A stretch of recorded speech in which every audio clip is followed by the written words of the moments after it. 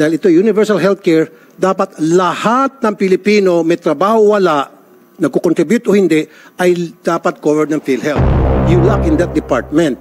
Sana, sir, ipaalam nyo sa lahat ng Pilipino na all you need to do is register and you'll be a member of PhilHealth at nagkasakit ka kahit wala kang trabaho, wala kang contribution, covered ka ng PhilHealth.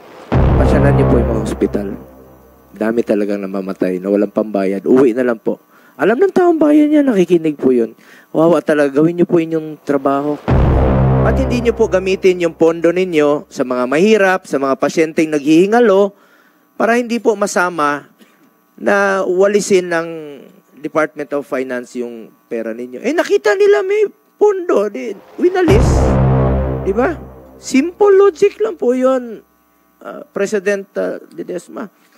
Eh kung wala nang pondo yung naiwan sa PhilHealth, hindi wawalisin ni Secretary Recto yun. Gusto ko lang pong gawing halimbawa. Merong bill ang pasyente, 87,000. Ang gagawin po ng pasyente, ang sasagutin po ng PhilHealth, 10,000. Pupunta yan doon sa DOH, hingi po ng tulong sa MAIP ng DOH. Bibigyan nila ng 20,000. Tinatry nilang i-cover. Bakit nyo iasa sa DOH? Eh, dyan naman ang pondo ng PhilHealth. DSWD, bibigyan ng 3,000 nila. 3, may balanse pa na 54,000. Ang gagawin yan, President Ledesma, mangungutang yan, isasangla yung karabaw, ibibenta yung refrigerator para lang po makalabas sa ospital. Yan po'y katotohanan at realidad po. Ba't hindi nyo na lang po itaasan yung coverage ninyo? Na ma-cover nyo po yung buong bill instead na, imbis na ibalik nyo yung pondo, eh sa health nga po to, gamitin nyo muna sa health. May we now hear from Senator Raffy Tulfo. Thank you, Mr. Chair. Sa biglang tingin at biglang rinig, ang pagsoli ng PhilHealth ng 90 billion sa National Treasury ay isang indikasyon na sila ay gumagawa ng maayos at malinis. On the other hand, if you look deeper, it will appear na ang PhilHealth ay incompetent, tamad, at hindi nag-iisip. As early as May this year, nagsoli na ang PhilHealth ng 20 billion. Bakit nahulaan niyo na ba kung sino-sino magkakasakit? Alam niyo na ba kung sino-sino at alam niyo na magkano ang gagastusin niyo sa mga nagkakasakit? Alam niyo ba na magkakaroon ng emergency health problem? May gana kayong magsoli ng pera. Samantalang, nung January this year, kayo nagpa-implement ng increase. Instead, nagpa-implement kayo ng increase, nag-request na lang kayo sa executive sa Malacanang na isuspend na lamang muna yung increase. Sana palawakin nyo na lang yung mga health benefit coverage. Nandiyan yung sa mga maintenance medicine, nandiyan din yung sa dental, na marami ako nakakusap na mga dentist na sinasabing mahina ang ating dental services. Mahina yung pagtulong ng gobyerno sa mga mahirap na kababayan para mapangalagaan ang kanilang kalusugan sa ngipin. Isa pang nakikita kong problema sa PhilHealth ay yung pagiging incompetent nila sa collection. Every single day sa programa ko sa Wanted sa radyo, pila-pila yung mga employees na kinakaltasan sila ng kanilang mga employer para contribution sa PhilHealth, and yet, hindi na-remit ng PhilHealth yung kanilang mga contribution. Wala bang maayos na sistema ng PhilHealth to go after these employers? Meron na bang mga nakasuhan ng mga employers na hindi nag-remit sa PhilHealth? And I want to see those records kung meron man. Isa pa, marami tayong mga kababayan na naghihingalo. Nabanggit ng mga kasamahan ko, yung iba namamatay dahil kulang sa medisina, sa maintenance lalo na. Yung mga nagkakasakit sa lungs, kasakit sa puso. I know for a fact, a portion of the sin tax mula sa alak, sigarilyo, napupunta sa PhilHealth. O, bakit hindi na natin gastusin yan? Doon sa mga nagkakaroon ng mga lung cancer, nagkakaroon ng heart problems. Nagagastos ba yun? Tapos may gana pa kayo magsoli. Sana pagandahin ng PhilHealth din yung kanilang system. When I say system, siguro i-modernize din nyo ang inyong computer system para magkaroon kayong tie-up. Halimbawa, sa NSO, para to make sure hindi magkakaroon ng fraudulent transactions. To make sure na walang nangungulekta sa PhilHealth ng patay na pala yung tao. To make sure na nababayaran na maayos yung mga doktor, mga ospital. And also to make sure at the same time na yung mga ospital ay hindi naniningil nang hindi dapat sila maningil. All these things, hindi na pag-isipan ng PhilHealth. Ang request ko lang sana sa PhilHealth, bago kayo magsoli ng pera, pag-isipan niyo muna kung ano yung mga pwede pang paggagamitan sa perang yon. Dahil for me, yung pagsoli niyo ng pera, indikasyon na kayo incompetent, hindi niyo ginagawa na maayos yung trabaho. Nagpapakita kayo na wala kayong diskarte, hindi kayo nag-isip. Maraming salamat, Mr. Chair. Before we call on Senator Secretary Recto and PhilHealth to give their presentation and opening remarks, I want to remind the PhilHealth Section 11. I'm sure alam niyo po ito, no? Section 11 of the UHC Act provides that the PhilHealth shall set aside a portion of its accumulated revenues not needed to meet the cost of the current year's expenditures as reserve funds. Whenever actual reserves exceed the required ceiling at the end of the fiscal year, the excess of the PhilHealth reserve fund shall be used to increase the program's benefits and to decrease the amount of members' contributions. Ako po yung natutuwa sa bill na ating sinuportahan rin po, yung pagbabawas po ng contribution dahil hirap pa tayo ngayon nagre-recover pa tayo sa pandemya. So meron pong ang ating principal sponsor, meron pong amendments na babawasan po yung contribution na sa PhilHealth habang nag-adjust pa tayo. Ibig sabihin may pera naman ang PhilHealth. The more na dapat bawasan muna. Recording in progress. Listen to our Secretary of Finance, his opening statement, sir. Thank you, Mr. Chairman, Honorable Senator Bongo, to my former colleagues in the Senate. Magandang umaga po sa inyo lahat. Maraming salamat po sa pagkakataong inyong ibinigay sa amin upang linawin at ituwid ang mga haka-haka na nagdudulot ng maraming maling akala sa paksang ito. It is good that clarifications will be done in this institution because the legal authorization that is at the root of this matter emanates from here. As a compliant agency, we in the DOF hope that at the end of this meeting, you can offer guidance on how to move forward. But first, allow me to correct some of the inaccurate information orbiting our social media universe. Una, sinasabi nila na illegal ang hakbangin ng DOF sa pagkolekta ng mga natutulog na pera ng GOCCs, partikular na ang PhilHealth. Hindi po ito illegal. Ito po ay naayon sa batas na Republic Act No. 11975 o ang General Appropriations Act of 2024. Tumatalima lang kami sa batas na pinagtibay ninyo. At hindi automatic na naming ini-implement ito dahil binisisi muna namin kung may merito ba ang kautusan. Dumaan muna ito sa masusing pagrepaso ng DOF para malaman kung makakatulong nga ba ito sa paglago ng ekonomiya, kung ito ba ay legal. Nakipag-ugnayan rin kami sa GCG at sa abogado ng mga GOCCs, ang OGCC, at mayroon kaming nakalap ng mga pabor na legal opinion galing sa OGCC at COA. Kami ay naabisuhan na hindi kasama ang subject PhilHealth remittance sa mga pondong ipinagbabawal na gamitin ng gobyerno ayon sa Universal Healthcare Act. Ito ang payong legal na aming sinusunod at hindi lamang ito legal. Ito ay makakatulong sa paglago ng ekonomiya at pagbibigay ng trabaho. Pangalawa, ilalagay daw ang mga pondong nakalap sa Maharlika Investment Fund. Hindi po, walang kinalaman ang MIF sa paggagamit ng pondo ng mga GOCC. Pangatlo, sabi rin nila na kailangan ibalik ang 90 billion pisong nakuha sa PhilHealth at now na. 20 billion pesos pa lang ang remitted ng PhilHealth sa Treasury. Nire-respeto namin ang cash management operations ng PhilHealth. Kaya't meron po tayong remittance schedule, hindi ito one-time, big time.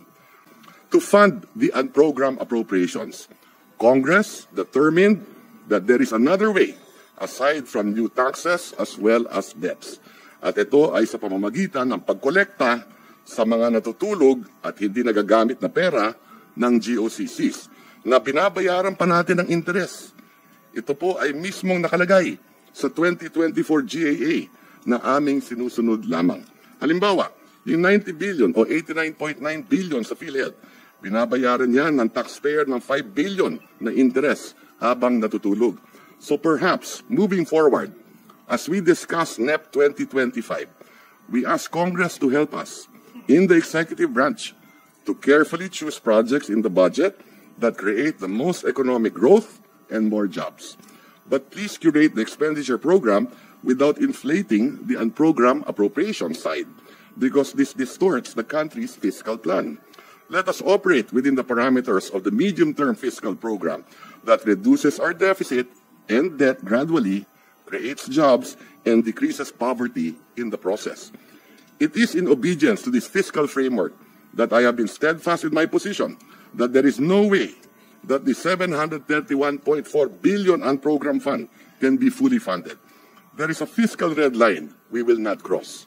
I've been an advocate of the pay-go or pay-as-you-go system in budgeting, in which laws that beget expenditures must have a clear source of funding identified by the proponents themselves. At this juncture, let me assure the public there is no advocate more committed to higher health spending than the DOF.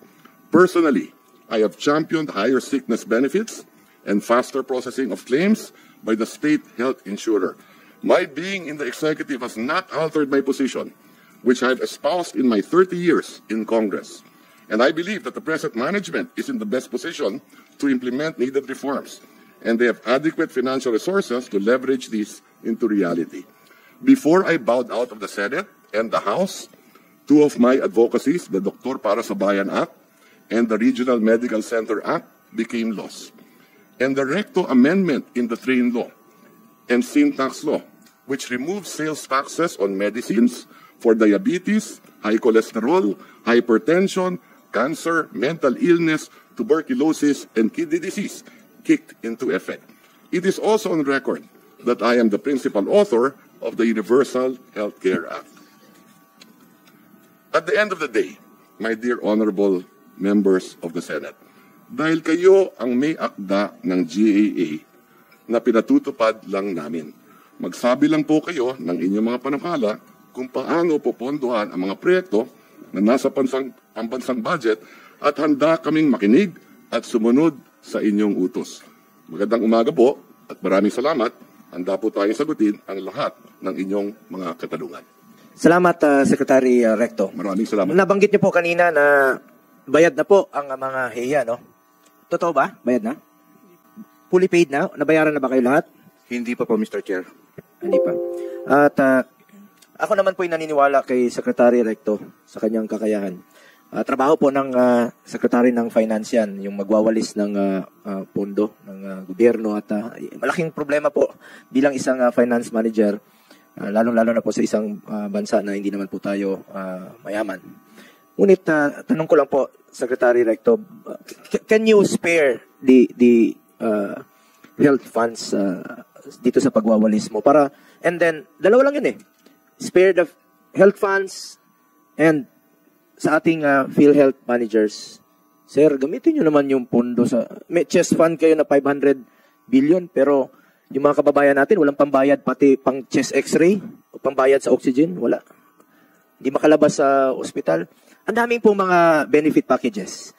Sa mga, I'm sure, sa nakikinig ng mga doktor dito, ang daming request nila na sana naman i-increase naman itong mga benefit packages namin.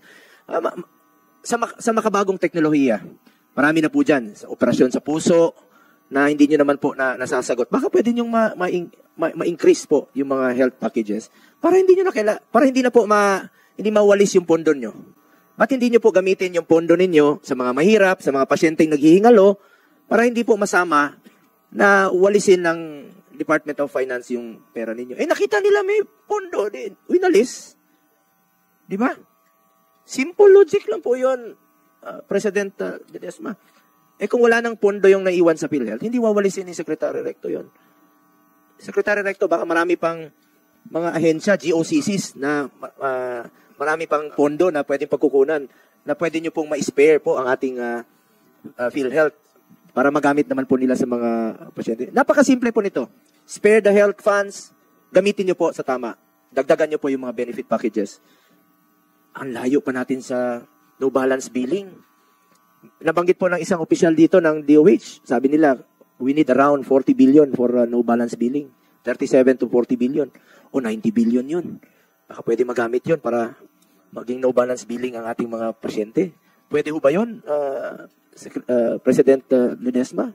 At saka marami pa, I'm sure, nasa opisina nyo tiwangwang dyan, yung mga request po ng mga additional packages, benefit packages.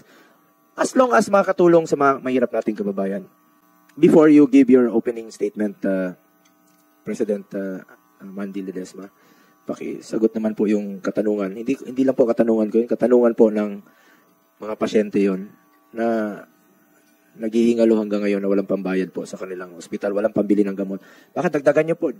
Na-discuss natin before, Sir Mandy, na about yung libreng gamot. Baka pwede nyo palawakin po yun. Ba't hindi nyo nalang gamitin yung 70 billion? Kasi 20 binayad sa HIA. 70 billion pambili ng libreng gamot sa mga kababayan natin. Dami talagang naghihirap pa. Go ahead po. Thank you very much, Senator Go, for your question. No? Before I give my opening statement and brief presentation, to answer your question po, I just want to reiterate yung sinabi po ni Honorable DOF Secretary Ralph. No? Aside from the 90 billion po, there's still a remaining 500 billion po sa PhilHealth. No? So it doesn't mean na dahil nawala yung 90 billion, mawawala ng pera yung PhilHealth po. So may natitirang 500 billion po. No? So meron pang chest fund na 500 billion? Yes po. Just want to highlight that po. So ngayon, hawak nyo po yun? Yes po. So, nasa investment, nasa cash and investments po. naku, pag nawalis na naman yan. Hindi po, sabi, prinamis po ni Senator, ni Secretary Ralph na this is just a one-time, 1 year aberration po. Hindi na mangyayari po ulit. So, hindi ito reserve fund ng PhilHealth? Which one po? Itong 500B, reserve fund niya to? Hindi po, hindi po. Itong 90 billion na winalis, Yung 89.9 billion po, Honorable Senator Go, is not part of the reserve fund of PhilHealth po. ano po ito? Subsidy po ito ng GAA? Yes, Honorable Go, it's a subsidy po ng GAA po. Itong 500 billion na sinasabi na chest fund niyo po, kasama na dito ang reserve fund at saka subsidy ng GAA? Yes po. Yes, Your Honor. Members contribution? Yes, Your Honor. Ba't hindi nyo gamitin sa pag-increase po ng mga benefits ng mga kababayan natin? If I may, Your Honor, actually, Honor, I was appointed to PhilHealth around 18 months ago po, no, by beloved President Marcos. Prior to my joining PhilHealth po, just for the information of this honorable body, yung benefit packages ng PhilHealth has not been enhanced for 12 years po. Nung pumasok po ako, and I've been there for less than 2 years, doon lang po na-enhance yung benefit packages. So, again, with all due respect to this honorable body po, talagang gumagalaw kami. In fact, we're very, very aggressive po. If I'll be given the permission po, I can give all the details and elaborate on what we have done in the last 18 months with regards to increasing the benefit packages of PhilHealth po. Thank you po. Before you answer that, I would like to acknowledge the presence of Secretary Mina Pangandaman. Napaka-importante po nito para ma-explain nyo po kung saan nyo gagamitin yung mga winalis na pondo ni Secretary Recto. That we also take note the request of Senator Joel Villanueva to have his opening statement inserted into the records. Before you proceed with your presentation, President Mandy Ledesma, meron ho bang mga request sa inyo ang iba't ibang mga doktor, iba't ibang profesyon? Halimbawa, sa operasyon sa puso, meron ba silang ni-request sa inyo na to increase their packages or benefit packages para mas marami pa silang matutulungan? Kasi importante po ito, President Ledesma, dahil yun ang concern nila, napakaliit po ng packages ninyo, hindi sila makaka-proceed po doon sa mga libreng operasyon. Marami bang pending sa opisina ninyo? Kasi akala ko noon, wala na kayong pera. So ngayon, 500 billion pa pala ang pera ninyo. Ang laki ng pondo po yun na nakatulog lang po dyan sa inyong 500 billion nakatulog sa inyong opisina. Nawalis na nga yung 90 billion. Ilang Pilipino ang masasalbar nito? Ilang buhay kaya ang pwede pang masasalbar nitong 500 billion kung ginamit nyo lang po kaagad sa mga kababayan nating nahirap? Thank you for your question, Senator Go. Again, I'd like to highlight, no, we are very, very aggressively enhancing all of our benefit packages, no. In fact, so we did an initial 30% across the board last February 14, and we are already in the process of doing another round of 30%, no. So talagang tuloy-tuloy po. Now, with regards to your question po, marami bang kami kausap? Constantly po, we are talking with all of the different hospitals associations, with the different doctors, with the different hospitals. We're getting all the inputs po. Alam mo po, yung case packages, there's more than 9,000 of them, no? So we need all the experts' inputs and opinions. So we are constantly talking with all of them. Pati yung mga suggestions at opinions nyo, honorable senators, no? Lahat yan, pati yung mga doctors, the common tao, we need all the inputs. Maraming trabaho po, there's a lot of work to be done po. But I'd like to assure this honorable body and the public, no, that we are doing our job. We are working 24/7 and we will make things happen po during this term of President Marcos. Thank you po. Baka yung iba, Sir Mandy, hindi na po makantay. Baka mamatay na yung mga pasyente dahil sa kahirapan. Bilisan niyo po yung trabaho. Huwag niyo patulugin yung 500 billion niyo dyan. Mr. Chair, Senator Tulfo. sabi kasi ni Mr. Ledesma, very aggressive daw sila pag-increase ng case packages. Am I right? Did I hear it right? Yes, sir. Yes, Your Honor. Bakit wala kayong preventive care package? Meron lang kayo certain lab test. Dapat meron kayo yung preventive care. Ibig sabihin, executive check-up, dapat libre yan. Mas mura kasi kung nakatuon ng pansin ninyo yung preventive care. Nang sa gayon, hindi na magkakasakit yung tao. Bago magkasakit, nagagamot agad yung simptomas. Diba? Niresetahan agad ng mga doktor ng mga medisina. Hindi natin hintayin na nagkasakit, malala, saka pupunta sa ospital at kapag nakita ng doktor na may sakit, kailangan i-confine, etc. Hanggang sa yun na sinasabi kanina ni Chairman ng ating committee chair na si Senator Bongo, lumalaki na yung mga bill, umiikot, umuorbit kung saan sa ahensya para mabayaran yung copay. Dapat para sa mga minimum wage earner, dapat zero copay. Yes, sir. Can I answer, Your Honor? Mr. Chair? Yeah. Thank you very much, Senator Tulfo, for the excellent question. No? We have this consulta program. No? This is a primary care program. And basically po, we believe in the saying, as what you just said, no? An ounce of prevention is better than pounds of cure. No? So this consulta program, we have free checkup po, 13 laboratory, and 21 medicines po. No? And also, regarding this, it's just recently, we increased the capitation rates. Dati kasi po, for public, it was 500 pesos, 750 po for private. We increased it now to 1,700 because of the, yung inputs at comments na dumadating sa amin, no? Kaya in-increase po namin yan. But rest assured po, Honorable Senator Tulfo, no, and Honorable Chair Go, and other honorable senators of this committee, we are looking very closely po at primary care prevention. Very, very important po sa amin yan po. Rest assured po. How about zero copay? Especially sa mga minimum wage earners sa mga senior citizens. For government po, Senator Tulfo, no copay po for government. No, even sa private dapat. Pag napunta sa isang private hospital, dahil siksikan na sa government hospital, napipilitan itong mga maliit natin kababayan pupunta sa private hospital para magpagamot. Meron ako nababalitaan na gusto na magkaroon ng magpa-angioplasty dahil kailangan talaga gawin yun. Malalaman-laman nila na malaki pa lang kanilang copay, umaatras na lang. Yung iba, umaasa lang sa gamot-gamot, sa mga herbal, and then wag ka later on, na-stroke, namamatay.